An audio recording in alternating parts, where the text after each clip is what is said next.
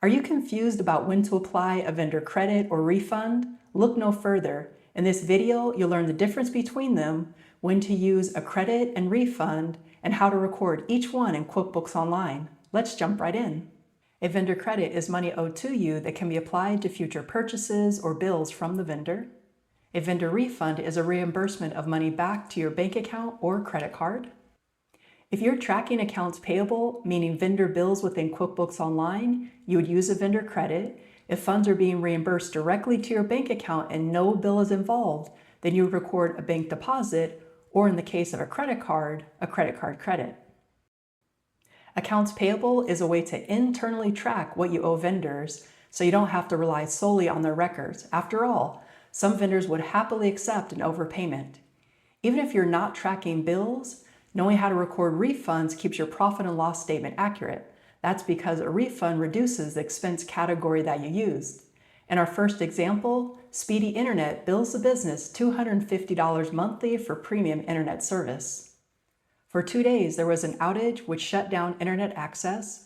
As a courtesy, the vendor issued a $35 credit for the service outage. Let's start by adding the vendor credit, so we could either go to create and then vendor credit, but in this case, since we're already at the vendor, we're going to select the drop-down arrow and then vendor credit. The vendor is Speedy Internet and the payment date was November 4th. We didn't receive a reference number for this credit from the vendor, so we'll leave that blank. And then the expense category was Internet and TV services. We'll add a description, so the reason for the credit, and that was for a service outage, and the amount was $35, and then we'll save and close.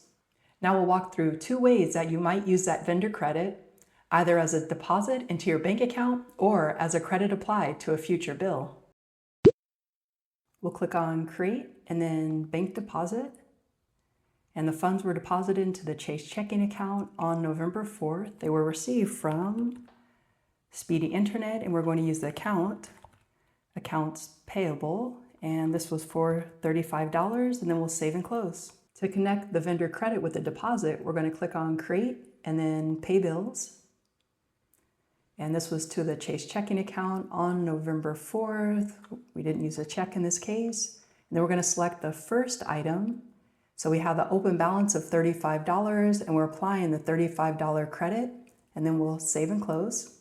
After using bill payment to connect the vendor credit with a deposit, you'll notice that we still have the open balance of $250, which is the monthly internet bill.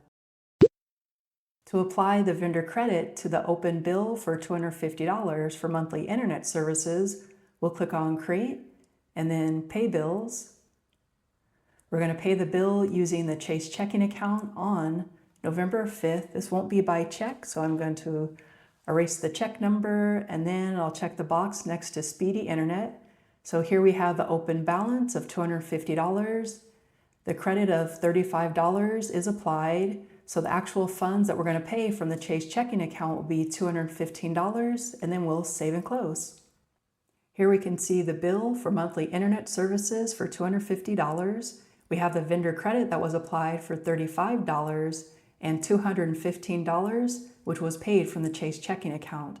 So the open balance for Speedy Internet is now 0. If your business is not tracking accounts payable, then we'll follow a different process. In this example, the business purchased a laptop from Best Buy that was defective. They returned the laptop for a refund of $560. We'll walk through how to record a refund when a payment is made from a bank account and when a credit card is used to make the purchase.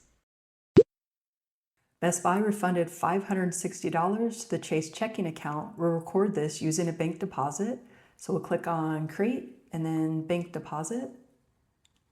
And this went to the Chase checking account on November 5th. This was received from Best Buy, and we're going to use the same account that we used for the original expense. So that was office equipment, and then we'll add a description. So we'll say defective laptop.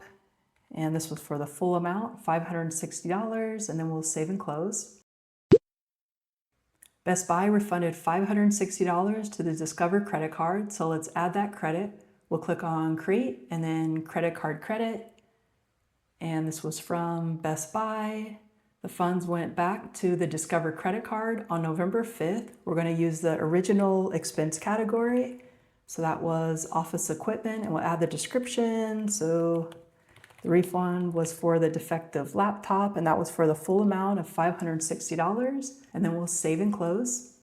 When we take a look at the office equipment expense account, we can see the purchase of the laptop on November 3rd from Best Buy for $560, and the credit card credit that was issued on November 5th for the return of the laptop for $560, so that zeroed out the office equipment expense account. Now that you know how to record vendor credits and refunds, you can keep your books accurate and up to date. Whether or not you track bills in QuickBooks Online, you now have a clear process to follow.